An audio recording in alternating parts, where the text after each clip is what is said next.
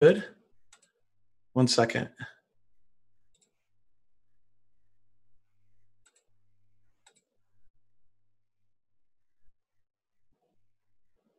How about now? Nothing. Yes. It looks good. There we go. Okay. All right. It looks like the preview was going live, but the session itself is not going live. So that is on me. Okay, let's do a quick summary for everybody. Welcome. Thanks, everyone, for joining us. This is the Heptio Ark design sessions for 1.0. Unfortunately, I had a little bit of a technical snafu. Thanks to whoever caught that. So we're actually streaming now. So let's introduce the team real quick, and then we'll go through the 1.0 thing again, and then we'll start talking through it. Hey, everyone. I'm Steve Chris, engineer at Heptio working on Ark. Hey, I'm Andy Goldstein, also working on Ark at Heptio. Hello. I'm Calicia Pinto, and I'm an engineer working on the Ark team as well. Hey, everyone. My name is Ross Kukulinski. I'm a product manager that works for the Ark team. I'm Jennifer Rondo, technical writer working with the Ark team at Heptio. And I'm George Castro. I will be your host for today, but apparently I stepped on someone. Go ahead, Nolan. I'm Nolan, and I'm an engineer on Ark as well. All right. Thanks, everybody, for joining us. Sorry about the technical issue there. We are now live streaming, and it looks like we are good. So what we're going to do here is we have these sessions every month, design sessions, Q&A sessions where we answer your questions. And this month's topic is going to be the road to 1.0.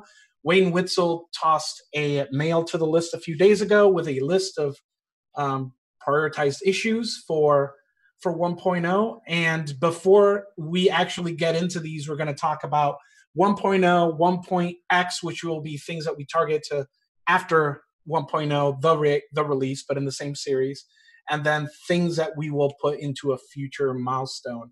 Before we start, real quick, Andy, can you summarize why we decided to do a 1.0 now? Yes. So Ark has been out since August of 2017, so about 15 months. And we want to have a GA release so that our users can depend on Ark for stability and make sure that backups that they take, that they can restore them going forward, and that future releases won't necessarily break things. So this is all about stability, compatibility, and semantic versioning guarantees. So we're really trying to lock down what we're going to commit to for 1.0.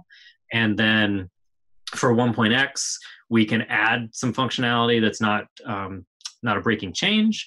And then for 2.0 or later, we'll be deferring major things that would require breaking changes, such as changes to our API types or anything around the mechanics that would break compatibility for a 1.0 backup or restore. Okay, and before we get to 1.0 itself, is there anything that we want to say about releases prior to 1.0? Are we doing a .11? We will do a .11. Probably will be in January, given what's coming up with KubeCon and Kubernetes 1.13 and the holidays in December. But we will have at least one, if not more, 0.11, 12, 13 releases to incorporate the features that are on the road to 1.0, just so that you all don't have to wait several months until we get to 1.0. And we're hoping that we will get our GA out there sometime in the first quarter of 2019. Okay, and then before we move to 1.0 again, Jennifer, could you just give us a quick status on how the doc situation looks like as we move forward here? Right. We've got a number of docs issues against the 1.0 schedule and the 1.0 milestone, but those are, especially as regards content development and content reorganization, effectively decoupled from code work, which means that we are hoping to be able to ship PRs for some of those at least before the 1.0 release. Mm-hmm. All right, great. So moving on, the way we're going to tackle this, we'll talk about 1.0 features, 1.x, and then future. What we did is we looked at everything on that spreadsheet, kind of put them in separate buckets, and I guess the plan will be for us to just go through each of these features, the major things that we think should land in each milestone, and then plan accordingly to that. Those of you listening, if you have any of these issues that are like highly important to you, or you feel we missed one, as always, feel free to let us know on the list or in Slack. In fact, we've already had a few issues pointed out to us that people would like to see triage in the future, and we will get to those. So with that, do we want to start with 1.0 then? Steve is sharing basically the 3 big buckets here, and we'll just go through them all in this document as we discuss these. So who's up first with this first one? Yeah, I'm gonna take the first bullet. So the first kind of category of issues that we have for 1.0 is really improving the story around how Ark gets installed and upgraded in your cluster. Really making this straightforward, and related to that, also putting in place some policies around what versions of Kubernetes we support and what features we can rely on from Kubernetes.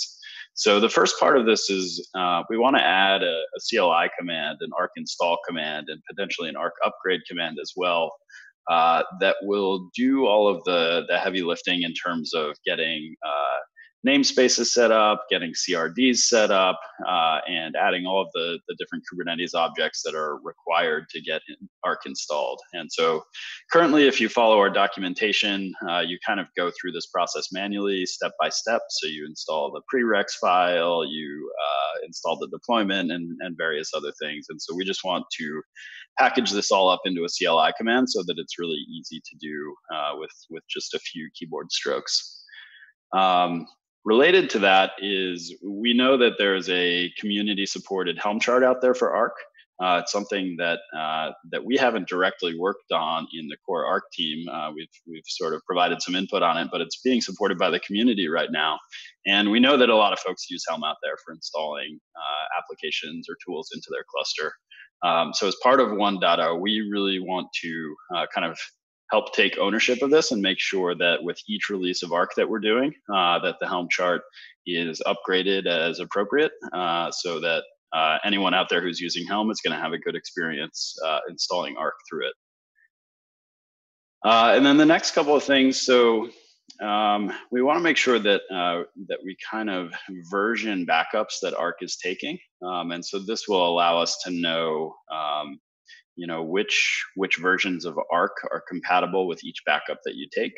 The idea here is that I think that we would follow kind of a semantic versioning policy, and so an Ark backup that you take with Ark 1.0 should be fully compatible with say an Ark 1.9. And we would really only break compatibility as we moved across major versions. So potentially, if you took a backup using Ark 1.0, if you then upgraded your server to Ark 2.0, it's possible that there would be compatibility issues there. But within a major version, kind of according to the December policy, we would maintain compatibility. Steve, I'm just gonna ask random questions here in between. Yeah, sure, go for it. Don't worry, I haven't rehearsed these. So do we make any guarantees about cross-version compatibilities currently? So we're pre 1.0, and so we're kind of doing best effort compatibility. And so we make every attempt to either not make breaking changes or to provide upgrade paths between versions. Okay.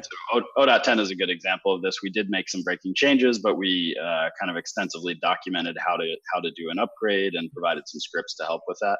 Mm-hmm. But once we hit 1.0, we're really, we're going to provide guarantees there, and we will not make breaking changes within that 1.0 major series.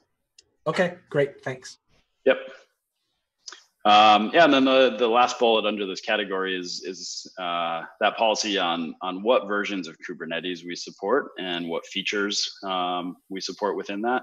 So again, currently we're kind of making our best effort to support as many versions back of Kubernetes as we can. We try not to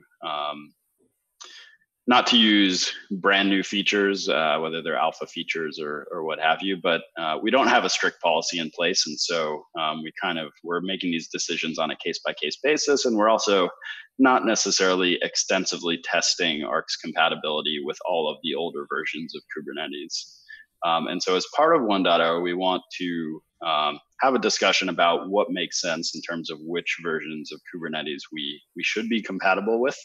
And then we want to document that really clearly so that users know for each version of Ark what versions of Kubernetes will it run on. And then as part of that, I think we will probably commit to making sure that we test on each of those versions so that you have some confidence that it'll work there. Okay. And so we think that's kind of a major grouping there. So any other questions on that? Ryan, I see you on the call. Welcome. I don't know if you wanted to introduce yourself or just listen in. Just listening in, thanks. Okay, awesome. Welcome. Thanks for joining us. All right, moving on to plugins. All right, so we currently have plugins to support 4 different types of things. We have object storage plugins, which is where Ark puts the backup files. We have block storage plugins, which is what Ark uses to snapshot volumes and restore them. We have backup and restore item action plugins that allow you to perform custom behavior on individual items being backed up or restored. And what we want to try and do is if we want to change any of these names, now is the time to do it. So block store, for example, is probably not the best name for that particular type of plugin. I think volume provider, volume snapshot, something along those lines would be better. Mm-hmm. So we want to finalize those. We want to go through our protobuf definitions and the Go interfaces for all of the plugins and really take a hard look at them and make sure that we're happy with them.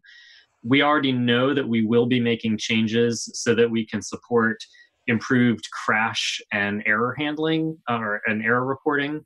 So one major limitation right now in our plugins is if you have a panic in the Go code in one of the plugins, for example, that process will die, and there's no way currently for Ark to tell you as an end user why it crashed. We did add support in 0.10 to be able to restart terminated plugins, but what we really want to do is make it so you can understand why things are crashing and what the errors are. So that will require protobuf changes, which we will be doing sometime before we get to 1.0.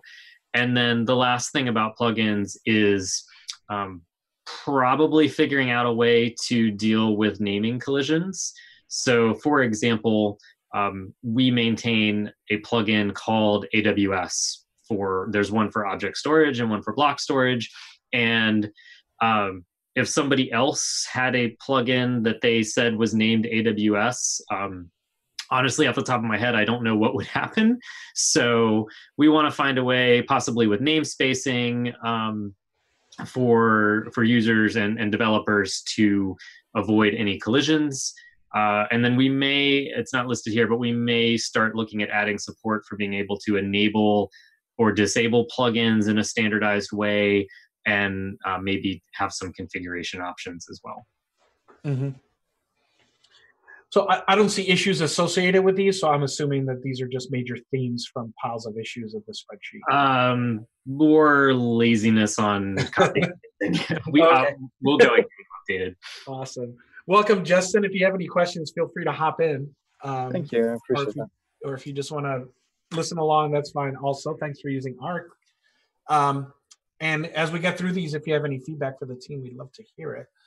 All right, does anybody have any questions on plugins before we move to documentation? Is there any has there been any discussion around some of the additional hooks? I know that I think it was in 1.x or 2, there's some discussion around stateful, managing stateful backups. But I could see, for instance, plugins that are not triggered off of pods, but rather off of services or deployments also being useful as hooks, and post backup hooks as well in terms of those lifecycle things. I'm just curious where kind of the vision of that's going. So let's break that down. I'll start with the last thing for post backup hooks. We've had several inquiries about this over the past several months, and we have not done anything with them to date and suggested that people consider writing an external component that watches the state of the backup. And then when it transitions to completed or failed, they could do something on their own. We certainly would welcome a discussion around what that would look like in Ark proper, as opposed to an external component. And then for like hooks around services and deployments and other things, I think we probably need some more information, because I'm not having a light bulb moment around what that would look like or what it would do. So do you have any more context you can share? Sure. So this is really kind of complementing the idea of this stateful backup, but we have some services that just don't play nicely with file-based backups. So I'm thinking specifically of Elasticsearch and Kafka. They, in particular, have like in-memory representations of data, and we need to use application-specific APIs to get a clean backup. And so for Elasticsearch, for instance, we might use Curator, which is a CLI with Elasticsearch, to back up to S3. And so that doesn't really make sense on a pod-by-pod basis, but it does make sense on like I'm going to back up a stateful set basis. That's something that we would want to trigger because we're backing up a stateful set, not because we're backing up each pod independently. The same thing would occur for Redis. So we might want to do like a Redis dump, but we really only need to do that once. We don't need to do that for every Redis pod in the stateful set. Okay, cool. So we do have at least one or two issues open around stateful sets in particular, and then more generally speaking around just application style workloads where we may need some prescriptive way to handle an Elasticsearch backup or a MySQL backup or whatever. We haven't really made any progress on those. And then we also have the beginnings of support in the API for hooks around any type of resource. What we don't have is the ability to do anything at this time with anything other than pods. So when I was first designing hooks, I always had in the back of my mind that it would be nice to support webhooks. So you could specify an arbitrary resource, possibly with a label selector. So you could say all deployments with app equals Elasticsearch would call out to this webhook. What's missing is the webhook implementation. So yeah, we would certainly welcome further discussion on that. Okay, thanks. I could see this going a few different ways. I remember when we were talking about like the plugin architecture initially, one way that this could be done is through like the label selector, like you mentioned, or even something kind of hacky, like having an annotation similar to like the beta version of init containers on the service itself that would tell us what needed to be exec or what needed to be spun up as a pod specifically to support that. Yeah, I think those are entirely valid options. Like if there's an annotation on any object, Ark could look for it and then act on it by execing into something or creating a pod and waiting for it to run to completion. We certainly could do the webhooks. So I think probably just writing down our options and continuing to have a discussion is the right set of next steps there. Sweet, thanks. Back to you, George, I think. Yep, thank you. All right, moving on. We have documentation overhaul, issue number 980. Do we have any comments on this, Jennifer, or did we mention this before? This is largely a wrapper issue for a bunch of other things that are documented in more detail in other issues. But the first thing that I have started, and the release, the 1.13 release has interrupted, but I hope to get back to it by the end of the week, is an overhaul of the user-facing content for installing, because we've had a lot of folks trip over, okay, exactly which bits do I need to get things up and running, especially on-prem, or like, what's the relationship between the quick start and the rest of the install content? So we're reorganizing and cleaning all of that up to create a better walkthrough. So it's clear what's just a kind of intro. Here's how to set something up quick and dirty to tinker around. And here's how to use stuff to, actually, set up an environment that you would run in production. Okay. Anyone have questions or comments about this work so far? All right. Who's got the finalizing UI/UX? I will take that one.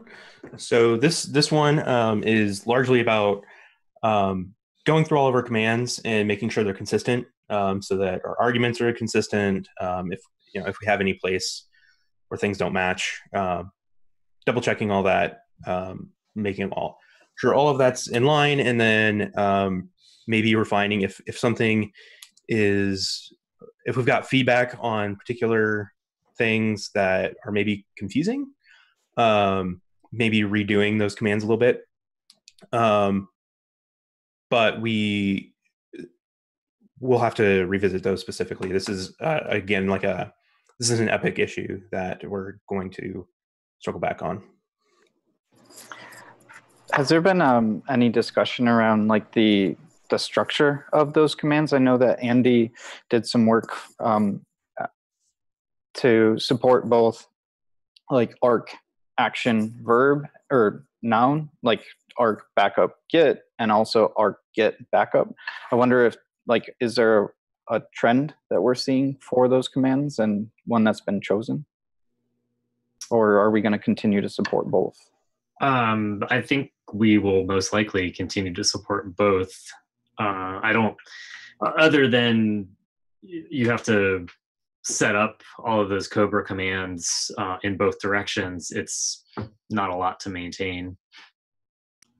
Yeah, and since you've asked that, I think some of the newer commands we might not have had the alias set up, but that's something we'll need to do as part of this, is make sure that they can support both, because we do have to hook them up, but it's also fairly minimal to support. Sweet, thanks. All right, and from UI UX, what about the API, the CRDs, public facing Go packages are next? Yeah, I can take this one, or I figured you'd get the next one, Andy. So all right. So yeah, we basically, since 1.0 implies stability of the API, we really want to just take a pass through our API surface and make sure that we feel good about what that is, since we're going to maintain it as stable for that major version. And so, there are a couple of components to what we consider to be the Ark API. So the first part is obviously the custom resource definitions that we define as part of Ark. So these are, the backup CRD, the restore CRD, the backup storage location, and volume snapshot location CRDs. And we really just want to go through each of these kind of field by field and make sure that that it makes sense. See if we want to alter any of the data types, or maybe alter how we represent some of the information. But the end goal is that we've reviewed it, we've made any changes that we think make sense, and then we feel good about putting that out and calling it a stable V1 API. The other component of that is the organization of the Go code itself that makes up the Ark code base. So right now we have a large number of packages that could potentially be imported into another application, but the reality is that a lot of those are actually kind of internal packages, and we don't necessarily intend for them to be imported by other projects. And so we would like to take some of those packages and move them into an internal package, so that they really should only be used by the Ark code base itself. And then we also want to make sure that anything that is importable by other projects has a kind of a clean API interface, has clear entry points, and kind of imports just the minimum set of things that are necessary. And there's actually related to plugins. As a plugin author, you have to import some packages from Ark, and those packages probably have more dependencies than are strictly needed. And so I think as part of this and as part of the plugin work, we're going to try and kind of winnow down those dependencies that are required to import for plugin authors, so that it's fairly minimal. Your binaries can be pretty small.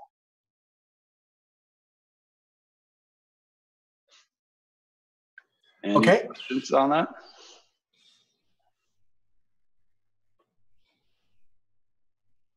Cool. All right, multi-threaded backup and restore. Okay, so right now when the Ark server is running, we run a single thread or go routine when doing backups, and similarly for restores. So in the event that you wanted to do multiple backups at the same time or multiple restores at the same time, we run them sequentially, and you can't do that. So there's an issue about how can we ensure that we can handle multiple workers in the Ark server that are all operating simultaneously, and also, and potentially more importantly, what happens if someone accidentally spins up multiple replicas of the Ark pod? So right now, they would all see the new backups or the new restores, and hopefully only one of them would actually be able to transition a backup from nude in progress, or the same thing for a restore.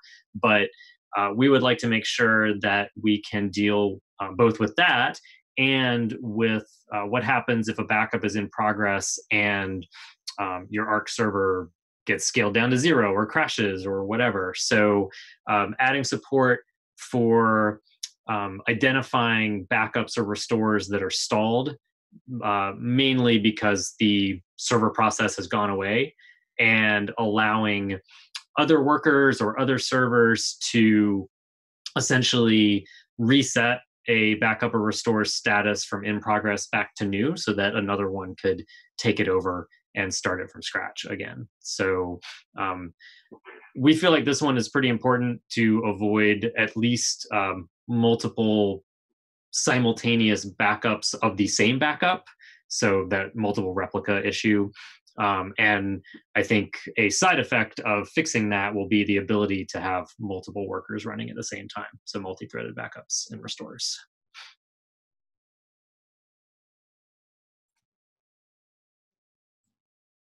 Any questions?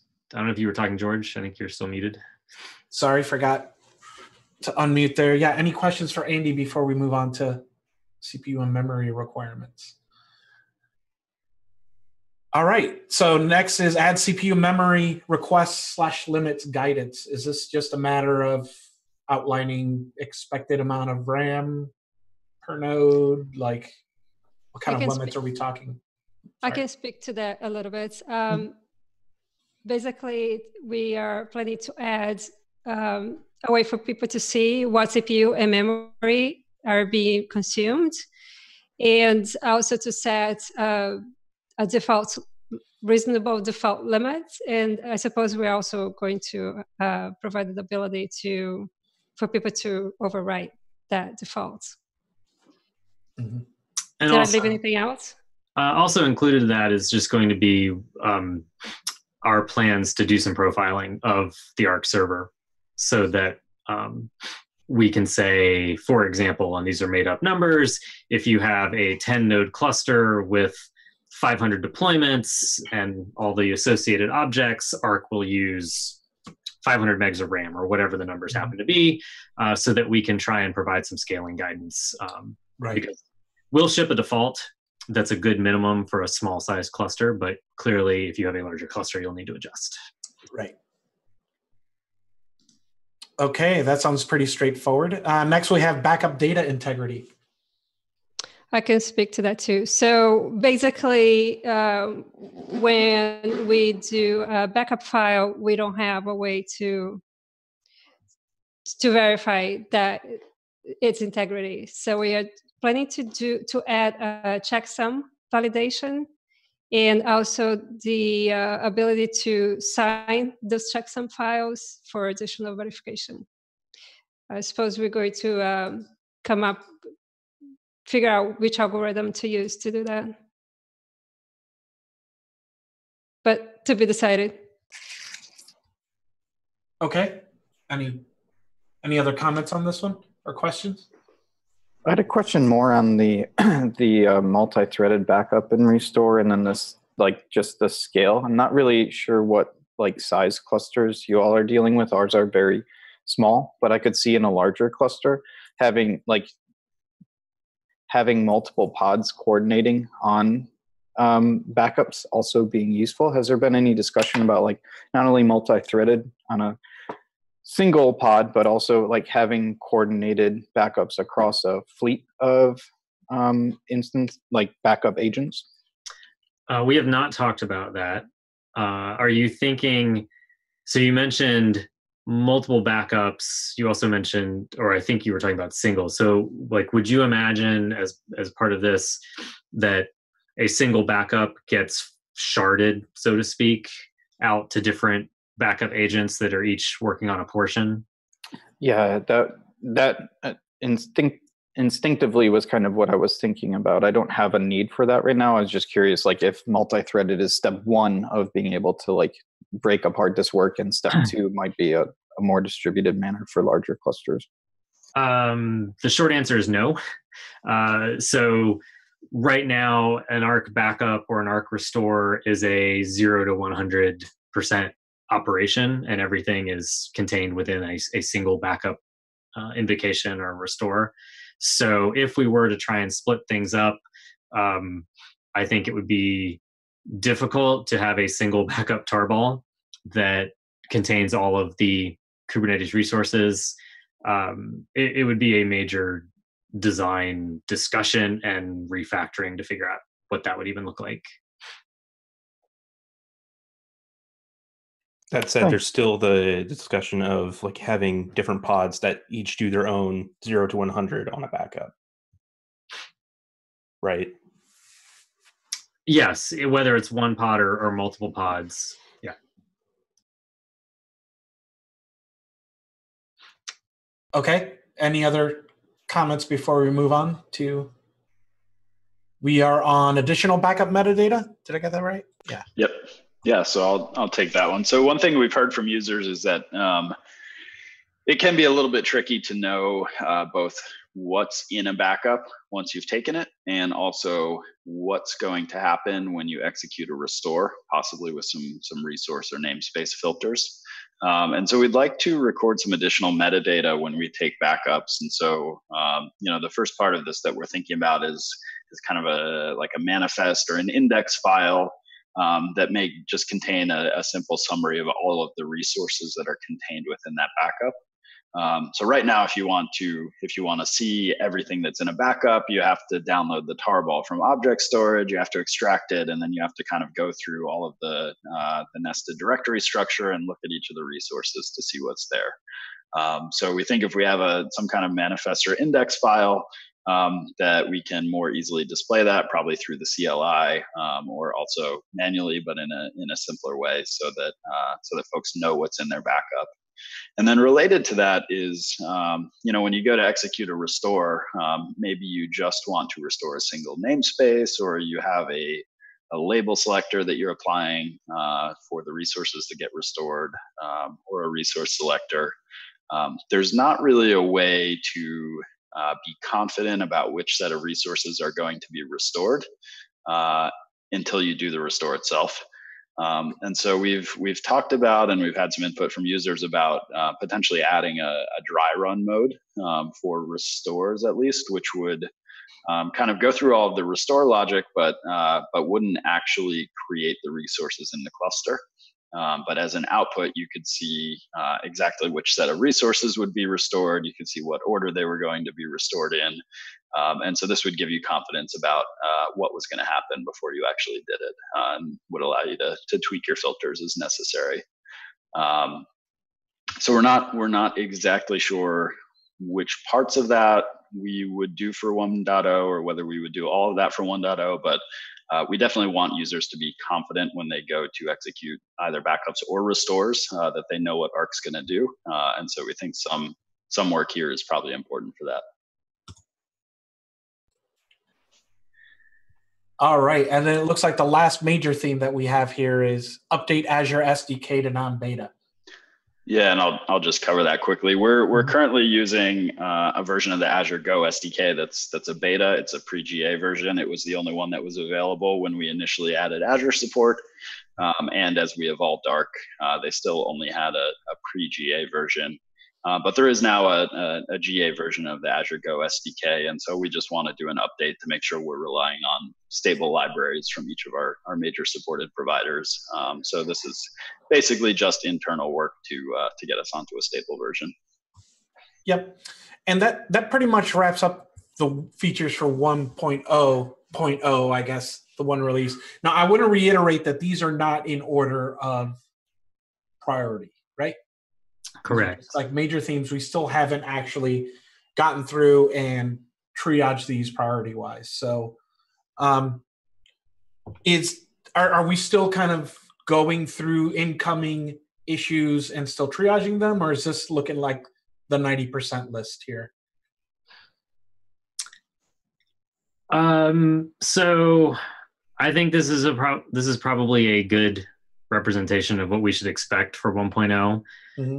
Anything, so we need to go through and prioritize them, as you pointed out. Mm-hmm. And we're a small team, and there's a lot of features and issues in here. So as we go through the process of prioritizing and estimating, there may be some things that we decide won't break compatibility if we do them after 1.0. And we'll move them to 1.x because we want to try and hit our target goal of sometime early next year in Q1 to get to 1.0. Yep. And, and as usual, we will be having the normal Q&As and streams and stuff like that. So we expect to keep you all, those of you that are listening, up to date on where exactly we're standing with this. Now, we did get some questions from the audience, and I want to get to them. But can we go through just 1.x and future features as quick as we can here? So 1.x is everything about 1.0, but at that point, we've made stability guarantees and things like that. So can we just go through these real quick? Data-only restores? Yeah, data-only restores refers to restoring a PV into the same cluster. So maybe you don't want to replace all your Kubernetes stuff, but your data is, you need to roll back your data for some reason, or copy it to a different namespace. That is something we're looking at for 1.x, but that one is possible that it could slip. But we're definitely not going to be putting that in 1.0. Well, and just a little bit more color on that. That would be something like you have a deployment which has at least a pod running, and your pod has a PVC, which has a PV, and everything is glued together appropriately. And then you say, I would like to roll back my database, and my database is on a PV, and we have an Ark snapshot of it. So essentially that is create a new volume from the snapshot, create a new PV that points at this new volume. I don't think you can edit the PVC. So create a new PVC that points at the new PV, and then go modify the deployment so that it's using this new PVC, and then probably maybe delete the old stuff or keep it around and point out what's still there so that the user can delete it at their own discretion, so that it's more than just restoring a PV into the same cluster. It's really just, I want to keep all my Kubernetes objects as they are, but do a little bit of surgery to swap in a different volume. Okay. Do you have the next one? Yeah, I'll take the next one. So since I just mentioned it, yeah. So if you take a backup and it has a PV and a PV snapshot, and there's no disaster, you haven't deleted anything, you haven't lost anything, maybe you want to take advantage of our namespace remapping functionality, where you can you've backed up namespace A and you want to restore it as namespace B. So it's kind of like copy and paste for Kubernetes. Mm-hmm. We support that for everything except for PVs. and we haven't quite figured out yet the right UX and data model for doing that. So if we can get that into 1.0, that'll be great. It might not. I know we have some community members who are interested in this feature, so I would encourage you, if you're interested in it, to click on the link to the issue and add some commentary if you've got some thinking around what the data model might look there. Yeah, and those of you listening as well, I might as well just take this time to throw this offer out there again. If any of these issues are important to you and you feel like helping us move the needle on them, we'll be more than happy to sit down with you and kind of get you going in the right direction. I know there's a lot of features that we want, but not enough engineering time to do it. So if you're interested in helping us out, we'd be more than happy to sit down with you and get you going. Okay. Are you next again, or is this someone else? I can take. Oh, I was going to take the dry run. Sure. The dry run is next, right? The generic find replace plugin. Then go ahead, Steve. Okay, I'll do this one, and then you can touch on dry run. So sometimes users want to modify the Kubernetes resources as they're being restored into a cluster. And so this could be anything from changing the storage class to changing the size of a PV, to modifying annotations, or really any other field on a Kubernetes resource. And currently we support per item actions on restores, which are plugins that you can write that can actually modify the definition of a resource. But we'd like to, rather than requiring a user to write a new plugin every time they want to modify something, we'd like to have a kind of a generic find and replace plugin, which would allow users to specify specific transformations or modifications that they'd like to make on resources, kind of through configuration or through a simpler mechanism than authoring a new plugin. And so we still need to figure out what the right UX is for this, but we hope that it'll make it easier for folks to modify resources as they're getting restored into their cluster. Okay. Carlicia, dry runs? So right now, there is no way for you to see ahead of time what's in the backup. For example, if you want to restore a backup into a new cluster, you can only see what really is in that backup after you do the restore. It was suggested, and it was a great feature request, that we do a dry run feature, which would be, for example, just what it sounds like, dry run, add a dry run flag and do a restore, and you can see listed there everything that's inside that backup. And the plan is to do a dry run for both restore and backup commands. Okay. Sounds pretty straightforward there. Ark debug. Yeah, so Ark debug came out of some discussions we had around like figuring out what's going on with your Ark cluster. So the idea behind a debug command is to like gather all the logs in one place and see what's going on. We've got some more details in the issue, but largely it's to get visibility into your cluster when something's not going right.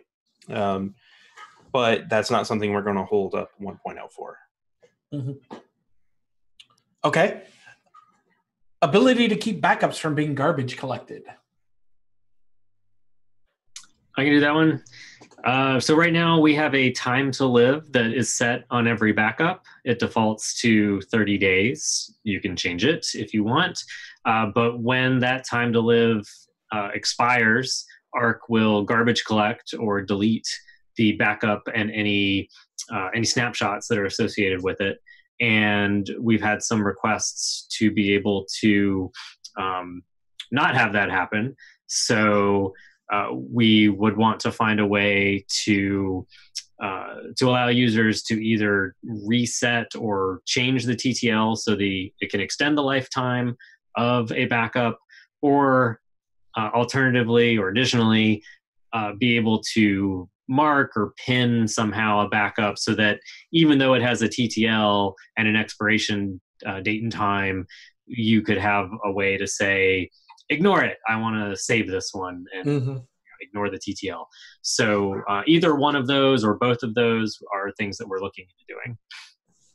Okay. Backup and restore progress. Two related issues here.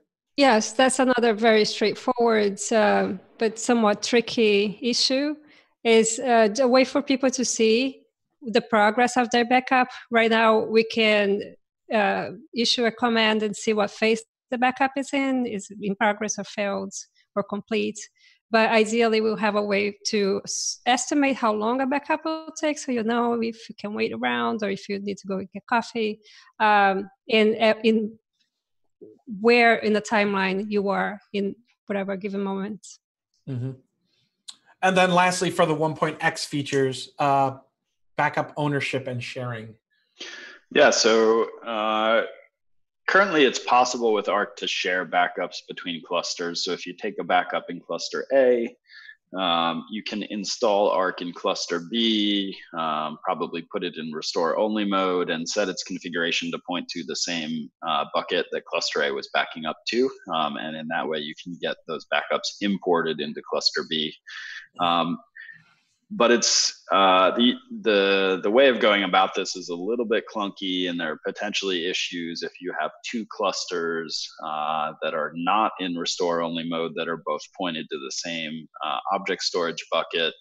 And so we really want to focus on this use case of kind of how backups get shared between clusters, and also how we enforce which Ark instance owns a particular backup storage location. So we have some ideas here around some additional metadata and some additional mechanisms that we can implement so that we enforce that only a single Ark instance owns a backup storage location, and also that we can really share those backups between clusters in a very easy way, so that it's doesn't require so much work from the user to configure. Okay, and that pretty much handles the features. I just realized now that this is only listing the features. We're not even listing bug reports that we'll get throughout the series. So that already feels like a pretty hefty milestone there. I do want to get to Michael's question about metrics.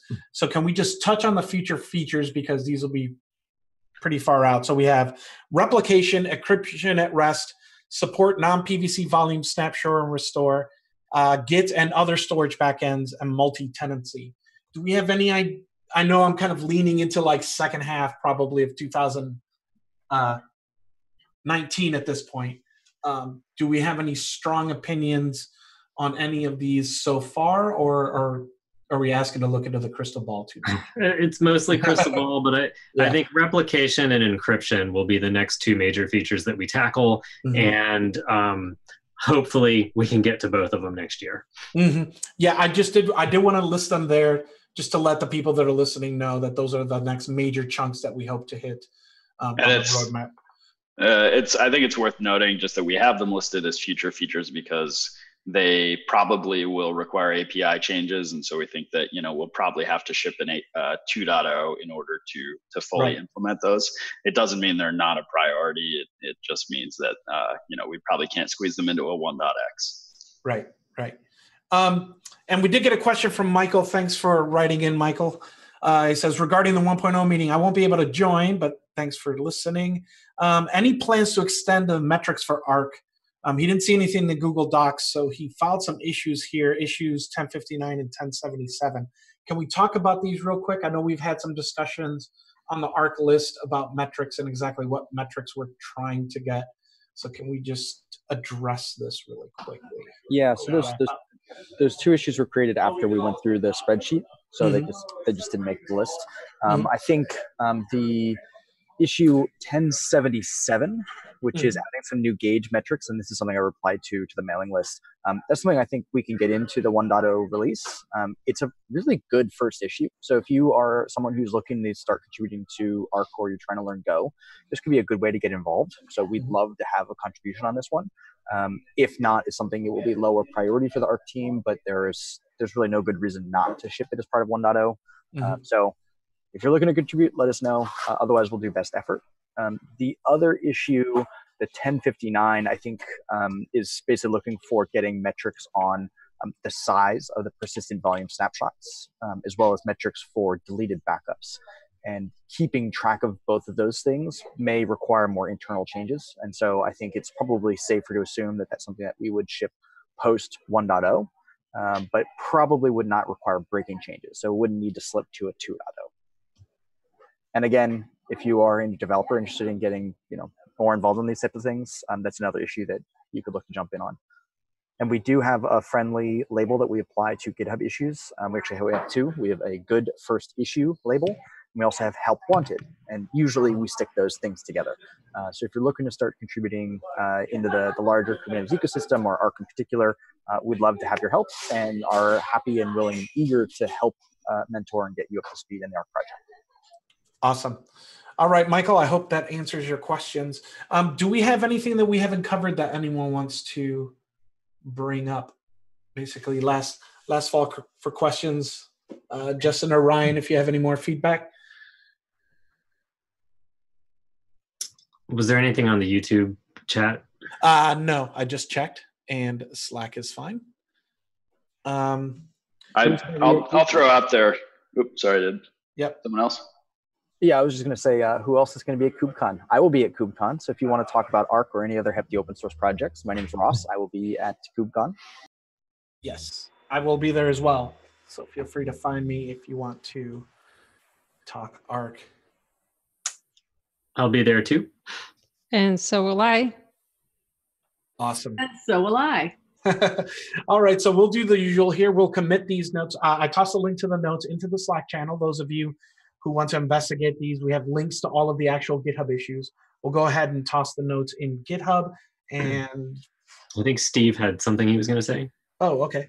Yep. Yeah, I was just going to say we're certainly open for input on this, but we are trying to lock this down pretty quickly. And so if anyone out there has strong opinions on kind of what we've staged in the 1.0 versus 1.x versus future, we would love to hear it. So reach out to us in any way that you want. But we are trying to lock this down pretty soon and yeah, start that march to 1.0. So and also we do have a link in our README in GitHub to our Zen Hub tracking board, and it's not 100% up to date for 0.11 and 0.12 and whatnot, but over the next few days and weeks we will be prioritizing. And if you're interested in seeing more than just what's slated per milestone, but if you're interested in seeing what are the relative priorities within a milestone, I'd encourage you to check out the Zen Hub board. One thing, so this is Ryan. One thing that I might have missed because I got pulled away for a minute. One thing that we would like to see is backups across regions for snapshots. We're in Azure and looking at trying to do data recovery or data resiliency, whatever you want to call it, across regions. And I don't know if that fell into any of these, and wondering where that priority would be. That is part of our replication future feature. Okay. So I believe Steve wrote on Slack that the really none of the cloud providers allow us to take a snapshot of a disk that's in one region or zone and immediately store it in a different region or zone. Right. So you have to take the snapshot and then copy it. And we most definitely want to do that. And we were hoping to do replication as part of, say, the 0.10 release, but we ended up splitting replication into multiple epochs, where the first one was just being able to say, I have different regions that I may support, and I have different buckets that I might want to back up to or restore from. So that was phase one. The backup ownership and sharing is going to be the next phase, and then on top of that will be replication. It's extremely unlikely that replication will make 1.0, but it will definitely, unless things go seriously awry, it will definitely be around in 2019. This is also, Andy, one place that I was thinking we might be able to like shoehorn in a post hook or a post plugin as well. So we ended up writing something ourselves to do the replication. But the first thing that we had looked for was if we had a post pod backup plugin hook, we would have been able to do the replication as well, because we could see like the PVC snapshot. So if you need additional ammo for why we might use like post plugins, that would be another one where we could start to implement some of this functionality kind of out of tree of Ark, and then move that in as we figure out the UX of it. I would recommend either starting a discussion on our Google group, or either finding an issue or creating a new issue around this so that we can have the discussion. Because I don't want to lose this, and I think that it's a good discussion to have. So let's continue it and see where it goes. Yeah. So what I've done is in the HackMD document, I put Ryan's comments and then Justin's here. I will put that URL in the Slack channel. It should already be there. If we want to riff that and then put that into the notes, just make sure that I wrote down what I think you said, and then we can at least start from there. There's a URL there in the Slack channel. But that's good to know. All right, anything else before we wrap up? Thank you, guys. All right, thanks so much, Ryan and Justin, for contributing, and we will see everybody. We are not having any live streams in December, so we'll see everyone at KubeCon. If you're there, feel free to come talk to us, and keep your eye on the list, and we will schedule the usual bits for January and February ahead of time. So with that, thank you very much, and have a good day, everybody.